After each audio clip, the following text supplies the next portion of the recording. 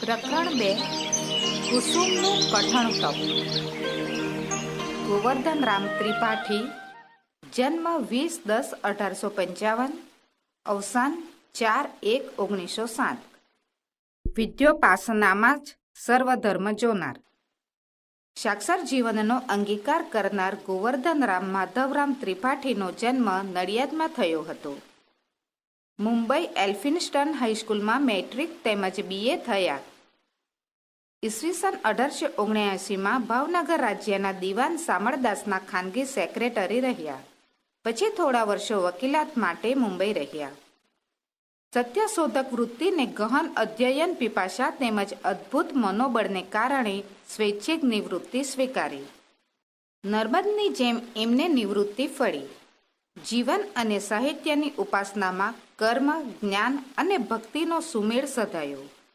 જીવન દર્શનમાં પ્રવૃત્તિમય સંન્યાસ કેળવ્યો. પ્રાચીન અને અર્વાચીન તેમજ પૂર્વ અને પશ્ચિમની સંસ્કૃતિની અસર હેઠળ તેમણે સરસ્વતીચંદ્ર નવલકથાના 4 ભાગ તૈયાર કર્યા. સુઘટ્ટ વસ્તુ ગૂંથણી, વૈવિધ્યસભર જીવંત પાત્રસૃષ્ટિ, વિગતથી ભરપૂર સુંદર વર્ણનો અને ચિંતનસભર ગદ્ય શૈલીને કારણે ગુજરાતી સાહિત્યમાં સરસ્વતીચંદ્ર નવલકથા ચિરંજીવ સ્થાને છે. તેમના સ્નેહ મુદ્રા, સાક્ષર જીવન, લીલાવતી જીવનકલા, દયારામનો અક્ષરદેહ, સ્ક્રેપ બુક વગેરે પુસ્તકો પણ જાણીતા છે. પ્રસ્તુત પાઠ સરસ્વતીચંદ્રના 4થ ભાગનો છે. પિતા વિદ્યાચતુર અને માતા ગુણસુંદરીને 2 પુત્રીઓ છે, મોટી કુમુદ અને નાની કુસુમ. કુમુદનો વિવાહ સરસ્વતીચંદ્ર જોડે સંપન્ન થયેલો, પરંતુ એના ગૃહત્યાગ બાદ એના પુનઃલગ્ન પ્રમાદધન નામના અસંસ્કારી યુવક સાથે થતાં કુમુદ અત્યંત દુઃખી થઈ. કુસુમ હોશિયાર, તેજસ્વી, બુદ્ધિશીલ હતી. પશ્ચિમના વિચાર, આચાર, સંસ્કારની એના ચિત્ત પર અમિટ છાપ હતી. પોતાની મોટી બહેન કુમુદના પુનર્લગ્નની વેદના એનાથી અજાણ નથી. પિતા વિદ્યાચતુર કુસુમ પરણીને દુઃખી થાય એ કરતાં આ જીવન કુંવારી રહે એમાં સંમત હતા. માતા ગુણસુંદરી અને વિધવા કાકી સુંદર ગૌરીની સ્ત્રી સહજ ઈચ્છા કુસુમને યોગ્ય વર ઘર શોધી પરણાવવાની હતી. માતા પિતાની ચિંતાનો પડઘો કુસુમના મનમાં આ જીવન અપરિણિત રહી પોતાને માલણ જેવું સાદું સરળ જીવન જીવવાનો નિશ્ચય કરાવે છે અને અહીં એની સાધના કઠણ તપ રૂપે આરંભાય છે. અહીં કુસુમના હૃદયની પ્રફુલ્લતા, નિખાલસતા તેમજ નિર્દોષતા, સ્વાભાવિકતા આપણા મનની સભરતા માટે સક્ષમ છે. સુંદર ગૌરીની પીઢતા, અનુભવ, દક્ષતા અને આર્ય સંસ્કારની સમજણ સૌમ્યતા ચિત્તાકર્ષક બની છે. સર્વ પાત્રોના સંવાદોમાં પડઘાતો ગોવર્ધન રામની ઓજસ્વી ભાષા શૈલીનો રણકો શબ્દે શબ્દે સંભળાય છે. પ્રસંગની પ્રસન્નતા, સરસતા, તર્કશક્તિ, બુદ્ધિ કૌશલના અનર્ગળ સૌંદર્યનું સુરેખ પ્રતિબિંબ આ ગદ્યખંડને ગુજરાતી સાહિત્યમાં અમર બનાવે છે. કુસુમ, ઓ કુસુમ, તને ખોડી ખોડીને હું થાકી ગઈ. બળ્યું, આમ તે શું કરતી હઈશ? એમ બોલતી બોલતી કુસુમના માંડવા આગળ થઈને સુંદર ઉતાવળી ઉતાવળી ચારે પાસ જોતી જોતી ફરતી હતી. આજ પ્રાતઃકાળને તે જડતી ન હતી અને એને માટે નિર્મેલા કોઈ પણ સ્થાનમાં તેનો પત્તો ન હતો. એમ કરતાં છેવટે માળણની ઓરડીની પાછળ એક પીપળા તળે કંઈક ઘસારો લાગ્યો. કાન માંડ્યા, બીજા ઝાડ પાછળ સંતાઈને જોયું અને જુએ છે તો એક હલનામાં કંઈક રાંધવા બેઠેલી કુસુમની પીઠ માળણનો એક જાડો સાલ્લો પહેરેલો, તેથી ઓળખાઈ નહીં. પણ જરીક એક પાસથી જોયું તો કાન, નાક, આંખ, ગાલ સર્વ કુસુમના જ. શ્વાસ રૂંધી સ્તબ્ધ થઈ છાતીએ હાથ મૂકી કાકી ભત્રીજીનો આ ચિત્રવેશ જોઈ રહી. નાક ચઢાવી, હોઠ લંબાવી, આંખો સંકોળી અનેક ગૂંચવાડામાં પડી મનમાં ને મનમાં સુંદર બબડી, આ છોકરીથી તો ત્રાહી દીનાનાથ, એ શું કરે છે ને શું કરશે તે આપણાથી તો કંઈ સમજાય નહીં. એની માને દુઃખ આવી પડ્યું એટલે એને સૂચતું નથી ને બાપને કારભારમાં દીકરીનું ચરિત્ર વસતું નથી. એવાની બુદ્ધિ લોપ પામી ગઈ ત્યાં મારા તો શા આશરા છતી થાઉં? ના ના, જોઉં તો ખરી આ વેશ આખરે કેવો ઉતરે છે. માણસની ઝૂંપડી અને વાડીના કોટ વચ્ચે ખાલી જગા હતી અને તે એક પીપળાના ઝાડની છાયામાં ઢંકાઈ હતી. આ ઝાડના મૂળ આગળ કુસુમે ભોંયમાં જ ખાડો ખોદી ચૂલો કર્યો હતો અને તેમાં દેવતા સળગાવી ઉપર હલ્લામાં ખીચડી ચડાવી હતી. પોતે પાસે એક ઈંટ ઉપર અર્ધોથી અર્ધાર્થમાં અધૂકડી બેઠી હતી. પોતાના શરીર ઉપરથી સર્વ અલંકાર કાઢી મૂકેલા હતા, પણ પીપળાના તળ આગળ પોતે કોઈ વેલી પેઠે બેઠેલી લાગતી હતી અને પીપળાનો અલંકાર જ જાતે જ થઈ પડી હતી. કૃષ્ણ પક્ષમાં મધ્યરાત્રિએ ચંદ્રબિંબ ક્ષિતિજમાં ઉગે અને આસપાસના પ્રદેશમાં રમ્ય નવીન પ્રકાશ પ્રગટાવી રહે તેમ ઝાડના મેલા થડ આગળ કાળા સાલ્લામાં કુસુમનું ગૌર મુખબિંબ નવીન કાંતિ ધરતું હતું. તે જોતા સુંદરને ઉમળકો આવ્યો અને છતી થઈ બાજી પડતી પડતી અટકી. ઝાડની દાળો અને પાંદડા વચ્ચેથી કોયલ ટહુકી ઉઠે તેમ શાંતિની છાયાથી ઉભરાતા આ સ્થાનમાં કુસુમ બોલીને સુંદરનો પગ અટક્યો.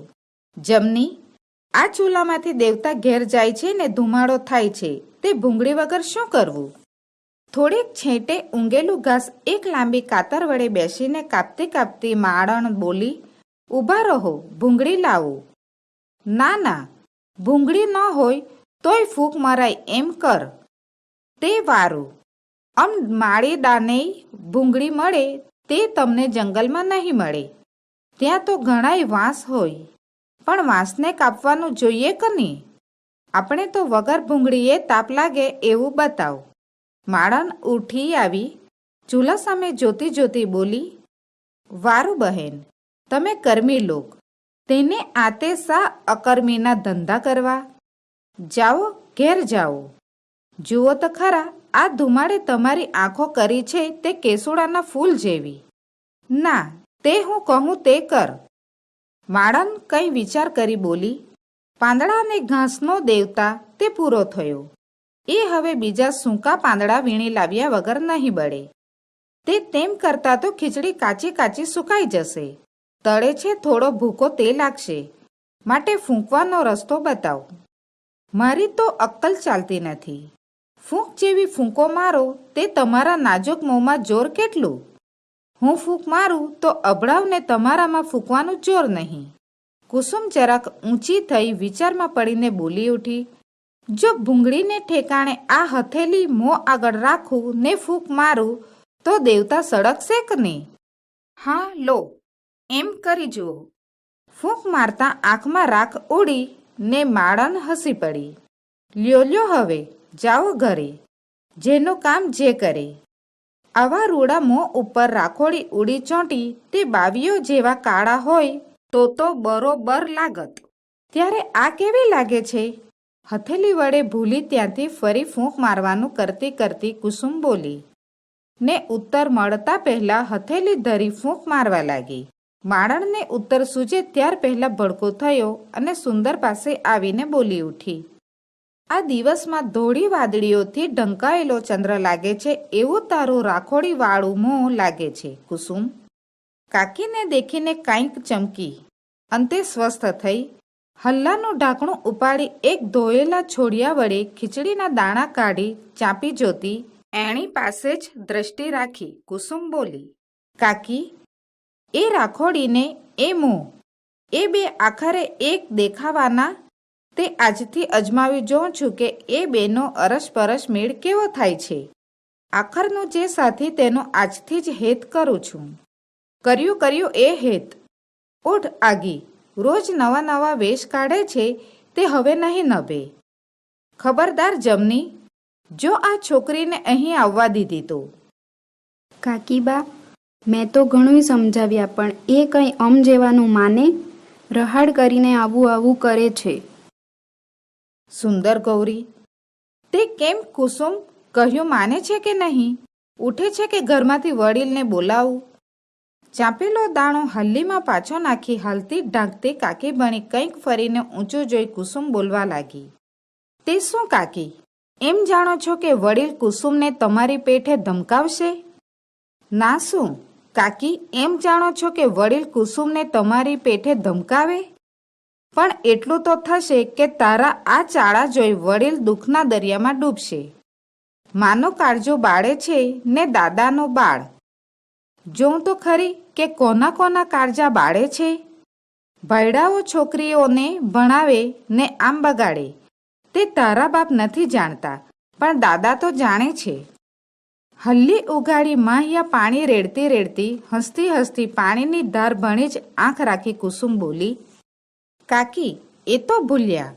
દાદા તો વળી પિતાજી જેટલું પણ કુસુમને કહેવાના નહીં, અને પિતાજીની જોડે તો બહુ બોલાય નહીં, પણ દાદાજીને તો કહેવાય એટલું કહું. મોં લંબાવી ખભા ઊંચા કરતી સુંદર બોલી, તું તે કોઈને ગાંઠવાની નહીં. શું કરીએ અને તે? પણ બોલતો ખરી કે આ બધું શું કરે છે ને આ વેશ શો કાઢ્યો છે? મને તો તારી કંઈ સમજણ પડતી નથી. કાકી, કોઈને ભારે પડ્યા વિના ગરીબ થઈ એકલા બાવીઓ પેઠે કેમ રહેવાય, આવું કેમ ખવાય ને આવું કેમ પહેરાય તે શીખું છું. ઊભી થઈ કાકીના સામે ફરતી પહેરેલા વસ્ત્રનો જાડો પાલવ હાથમાં ઝાલી બતાવતી અને આંખ વડે હલ્લી બતાવતી કુસુમ પ્રફુલ્લ મુખથી બોલી અને અંતે જય પામતી હોય તેમ કાકીની આંખો સામું તાકીને જોઈ રહી. કુસુમ, તારે કરવું હોય તે કર, પણ આ કંઈ સારું કરતી નથી. નિઃશ્વાસ મૂકી સુંદર એક ઝાડના પૂંઠા ઉપર લમણે હાથ મૂકી બેઠી અને કુસુમના ચૂલા સામું જોઈ રહી. થોડી વારે હલ્લીમાં જોઈ ઊભી થઈ 2-4 પાંદડા વીણી કુસુમ પતરાળું કરવા બેઠી ને તેને સળીઓના કટકાથી સાંધતી સાંધતી બોલી, કાકી આ અન્ન ખાવું હોય તો ચાલો, એ પણ મિષ્ટ લાગશે, એથી પણ જઠર અગ્નિ તૃપ્ત થશે. શું આમ હાથમાંથી જવાને બેઠી છે? તારા ઘરના અન્ન જેવું આ અન્ન ના હોય અને એ જાડું અન્ન તારા નાજુક પેટમાં ને નળામાં ખૂંચશે ને પ્રાતઃ કાળે ઔષધ ખાવું પડશે. કાકી, આ ખીચડી ખાતા તો 2-3 દિવસ થયા. હે, 3 દિવસ થયા ખાય છે? દીકરી ગજબ કર્યો. છાતી ઉપર હાથ મૂકતી સુંદર ચપ લઈને ઊભી થઈ અને હલ્લીને અડકવા ગઈ. હા, અડકશો નહીં, નવણમાં છું. કુસુમ ગાજી ઉઠી. હવે જાણ્યો તારું નવણને બવણ. જમનીનું લુગડું, જમનીની માટલી ને બધું નવણમાં હશે ખરું કે નહીં? તો આ જુઓ, પણ કાલને માટે ધોઈ સૂકવી મૂકેલું લુગડું પેલા ઝાડની ડાળી ઉપર ને આ હાલી તો કુંભારના ઘરની નવી છે. કાકી, આવો તો ખરા, જરા ચાખો તો ખરા, જુઓ તો ખરા. વારું, આમ શું ગાંડા કાઢો છો? હા, હું ગાંડી ને તું ગાંડી તે ડાહી. હું તો અડકું છું ને હલ્લી બાલ્લી બધું લઉં છું ઘરમાં, તારા માને ને બાપને દેખાડવાને. સુંદર અડકવા ગઈ. કુસુમે તેને અટકાવી. જો તારે આ વાત એમનાથી છાની રાખવી હોય તો એટલું કબૂલ કર કે આવું જે ધતિંગ કરે છે તેની પ્રથમ મને જાણ કરવી. તે તમે કબૂલ કરો છો કે તમારે એ વાત કોઈને કહેવી નહીં? હા, ને મને અટકાવવી નહીં. એ તો અટકાવવાનું હોય ત્યાં અટકાવીએ પડે. તે બળથી કે કળથી? કળથી, બાપુ કળથી. એટલું એ કબૂલ તો કર. હા, નક્કી. ખાતરી? જાઓ ત્યારે કબૂલ. ત્યારે કહે છે કે આવું શું શું ધાર્યું છે? જુઓ, ગુણિયલના મનમાં અને બુદ્ધિધનભાઈને પરણવાનું છે, તેની આપણને ના છે. બહેનના સસરા તે મારા વડીલ. પિતાજીના મનમાં મને સરસ્વતી ચંદ્રને પરણાવવી છે. તેમાં પણ આપણી ના સમજવી અને આ ચંદ્રકાંતભાઈના ઘરમાં એક છે ને તેના ઉપર મને બીજી બેસાડવાની માંગણી તેમના ભાઈએ કરી છે. તે કાગળ પિતાજી ઉપર છે, તેની પણ ના. 2 વાતની ના તો સમજાઈ, પણ સરસ્વતી ચંદ્રને ના કેમ કહે છે? બે વાતની નામાં છેલ્લે સુધી મને મદદ આપો તો સમજાવો. પિતાજી, દાદાજી, ગુણિયલ, જટાશંકર મામા ને એ બધાને આ વાતમાં તમારે સમજાવવા. તે એટલી બધી હું બંધાવું તેને સાટે તું કેટલું એ બંધાય છે. સરસ્વતી ચંદ્રને ન પરણવાનું મારું કારણ તમને બદલામાં સમજાવું. ના, તે એટલામાં બદલો ન વળે. હું બંધાઉં તેના બદલામાં તું સરસ્વતી ચંદ્રને પરણવાને બંધાય છે. આવડી આવડીના એણે આવડી ઉચ્ચારતા હાથના ચાળા કર્યા. ત્યારે અમારી આવડી આવડીના આટલી છોકરી મને પટાવે છે. જમની, જોતો ખરી. કુસુમબા, ત્યારે કહી જ દ્યો ને, કાકીબાને મનની વાત ન કહીએ. જો તમે આટલું બંધાવો તો હું એટલી બંધાવું કે સરસ્વતી ચંદ્ર જડે ને પોતાના વિચાર ફેરવે તો પણ તેટલાથી કંઈ મારા વિચાર ફેરવવાના નથી. પણ હું પૂછું એ બધા પ્રશ્નોના ઉત્તર આપે ને એવા ઉત્તર આપે કે તેથી મારા મનનું સમાધાન થાય ને મારા વિચાર ફરે ને તેમનો ને મારો બેનો વિચાર એક થાય તો પછી હું મને ઠીક લાગે તો વિચાર કરું. તે વિચાર કરું. હા, વિચાર કરું. બીજું કંઈ અત્યારથી બંધાવાનું નહીં. આ જો ને, આનું આમ થાય, તેનું તેમ થાય, પેલાનું પેલું થાય, તો પછી મારા કુસુમ બહેન શું કરે? વિચાર કરે, બીજું કાંઈ ન કરે, પણ વિચાર કરે. જાઓ, અમે તો કંઈ બંધાતા નથી. હું તો આ ખાવા બેસું. પતરાળું તૈયાર થયું હતું. તેમાં ખીચડી લઈ કુસુમ ખાવા લાગી. સુંદર કેળે હાથ દઈ ઊભી જ રહી. વળી સ્મરણ ફૂરતા બોલી, કુસુમ, બીજી વાતમાં બંધાવાનું પડતું રહ્યું, પણ વાત કહેવાતું બંધાય છે તે તો કહે કે તે સાસા ધતિંગ ધર્યા છે. કાકી, આ અન્નમાં એવો નશો છે કે સંભળેલું ભૂલી જવાય છે. ઠીક છે, ત્યારે હું ભૂખથી ભૂલી જઈશ. સુંદરી જવા માંડ્યું. કુસુમે તેને ઊભી રાખી. ઊભા તો રહો, જરા મસ્કરી કરીએ. તેમાં શું રીસાઓ છો જે? મારા વિચાર ધારેલા છે તે તું જમની કાકીને કહે, પછી બાકી રહેશે તે હું કહીશ. કહે, બાપુ, જમની, તું કહે, એ નહીં કહેવાની. કાકીબા, મહેનને બાવીની પેઠે રહેતા શીખવું છે, માણણ પેઠે રહેતા શીખવું છે અને જાણવું છે કે અમે બધા રહીએ છીએ તેમ એમનાથી રહેવાય કે નહીં. પછી હું તો આટલું જ જાણું. તેમાં તે શું વધારે કહ્યું? કેમ કુસુમ, શું ધાર્યું છે? કાકી, લો હું જ કહીશ. મારે જમી લેવું હતું, તેમાં વાર થાય માટે આ યુક્તિ કરી ઉતાવળથી જમી લીધું. હવે સાંભળો. આ કાળમાં કુંવારી સ્ત્રીઓને દ્રવ્ય વિના ખાવા પીવાનો વાંધો પડે અને મોટા ઘરના બાળકથી રાંક લોકની રહેણી પ્રમાણે રહેવાય નહીં, એવું તમે જ કહ્યું હતું. મેં મારી હવે ખાતરી કરી લીધી છે કે આ લુગડા મારાથી પહેરાશે, આ ધાન્ય મને પચશે ને ભાવશે ને આવે ઠેકાણે રહેવામાં મને કોઈ હરકત નહીં પડે. આ માણસનો માસના 2 રૂપિયાના ખર્ચથી નિર્વાહ થાય છે. લુગડા, ખાવાનું અને માટલા લાકડા શુદ્ધાંત 12 માસે એ 24 રૂપિયા થયા. તે 4% પ્રમાણે 600 રૂપિયાનું વ્યાજ થાય. પિતાજી મને કન્યાદાનમાં એટલી રકમ તો ઓછામાં ઓછી આપવાનું ધારશે, ત્યારે આ તો એ રકમ પણ નહીં જોઈએ. એટલા રૂપિયા પિતાજી એમને પોતાને નામે રાખવા હોય ત્યાં રાખે અને મને આટલું વ્યાજ અપાવે, એટલે આપણે થયું તેટલામાં તો તાકર ધીંગા થાય ને કુમારી કુસુમ મી ફ્લોરાનાથી પણ વધારે સુખી થાય. તને આ બધું કોણે શીખવ્યું હશે? હવે એ આવડ તારામાં આવી. ચાલ, પછી શું કરવું છે? પિતાજીને નાતજાતની હરકત પડે નહીં ત્યાં સુધી મને ઘરમાં રાખશે, ત્યાં સુધી રહીશ. એવી હરકત પડવા માંડશે ત્યારે ત્યારે શું? ત્યારે કે ગાઉં કુસુમબહેન ચાલ્યા રે ગોદાવરી.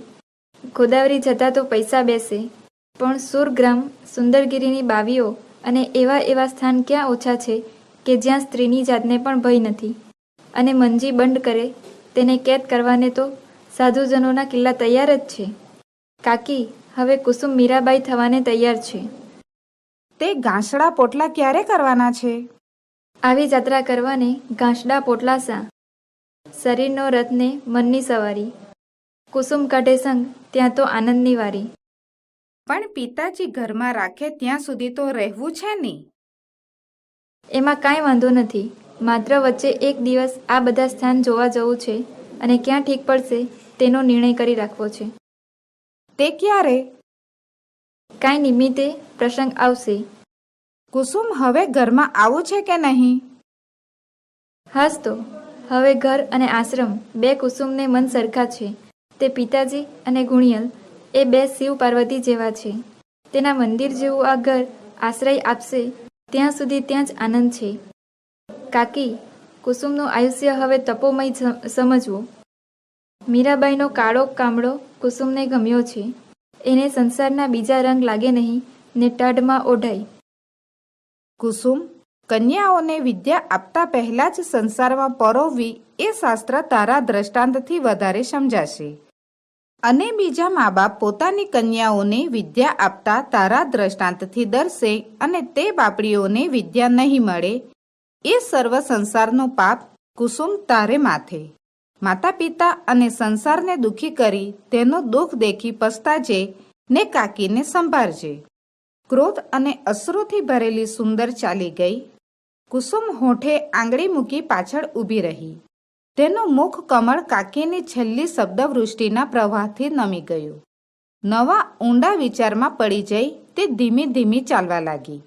તેના મનના પ્રબળ તાપને દેખી બહારનો તાપ હારી જતો હોય અથવા એવા તાપવાળી સુંદર બાળાને વધારે તાપ ન આપવો એવી સૂર્યને કે મેઘને દયા આવતી હોય તેમ એક વાદળું સૂર્યની નીચે આવી ગયું અને કુસુમના મ્લાન શરીર ઉપર છત્રની છાયા થઈ.